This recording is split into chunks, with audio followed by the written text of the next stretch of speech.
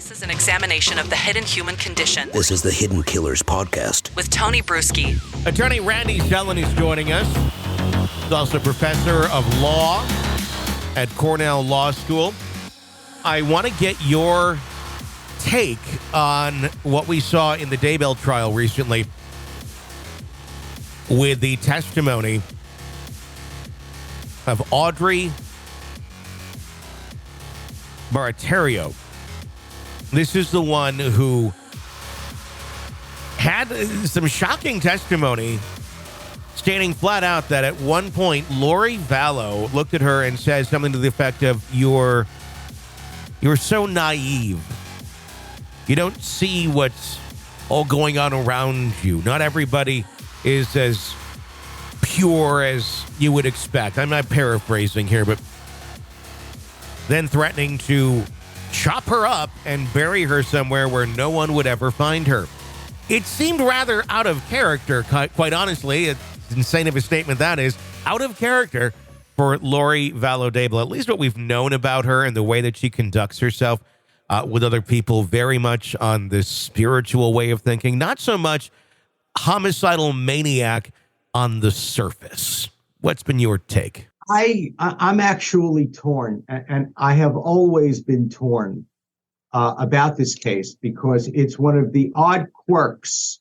One of the great things about this country is that we are a United States, but we are also comprised of individual states, and individual states can make, to a certain extent, their own laws. Mm-hmm. And in Idaho, there is no insanity defense, which to me is mind-blowing. And I dare I say insane not to have an insanity defense, because if there was probably ever a person who would qualify for the insanity defense, it would probably be Lori Daybell. Sure.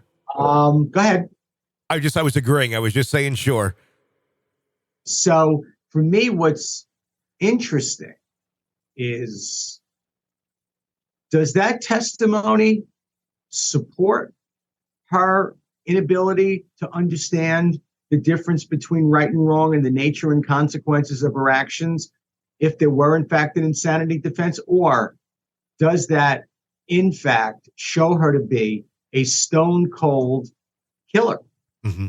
And I wonder, and there's a side of me that almost is leaning towards, something that shows her to be someone who actually knows what she's doing and does understand the difference between right and wrong and the nature and consequences of her actions. And she'll eliminate anyone who poses a threat to her.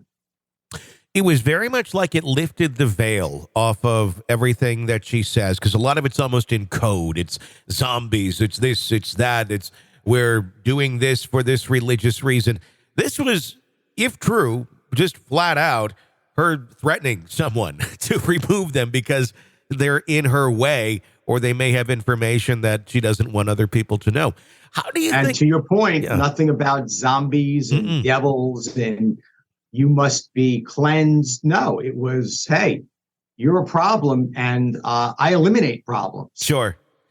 And to me, I'm kind of torn on it. Yesterday, when I just heard about it through Twitter and people just relaying the testimony, and then actually hearing the testimony today when the audio has come out, yesterday I was almost thinking this doesn't fit Lori. I mean, for everything that we know, the way she talks to everybody, she's never super direct like that with threats.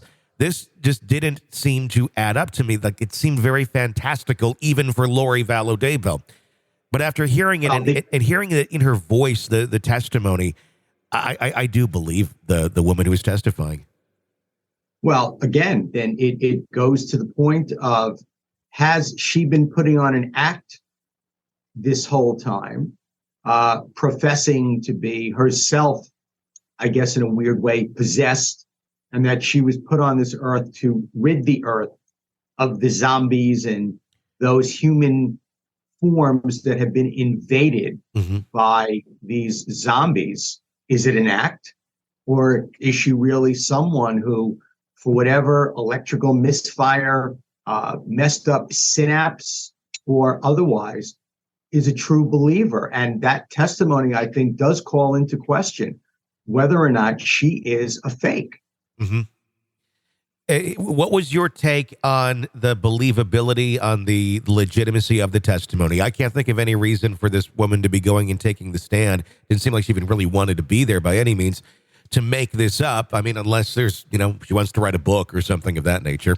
I can't say it any better than you just did. And I think, again, to put the icing on the cake, the state really doesn't have to be terribly concerned about addressing an insanity defense because there ain't none. This is an examination of the hidden human condition. This is the Hidden Killers Podcast with Tony Bruschi. Randy Zellen, trial attorney and professor of law at Cornell Law School. Thank you for your insight on that one. Hey, if you want to weigh in on anything that we're talking about, there's a phone number for that. It's 888-554-5537, 888-5-KILLER. We would love to hear from you. You can call in 24 hours a day, 7 days a week, and weigh in with your opinions. May use them on the air as well. I'm Tony Bruschi. Stay with us.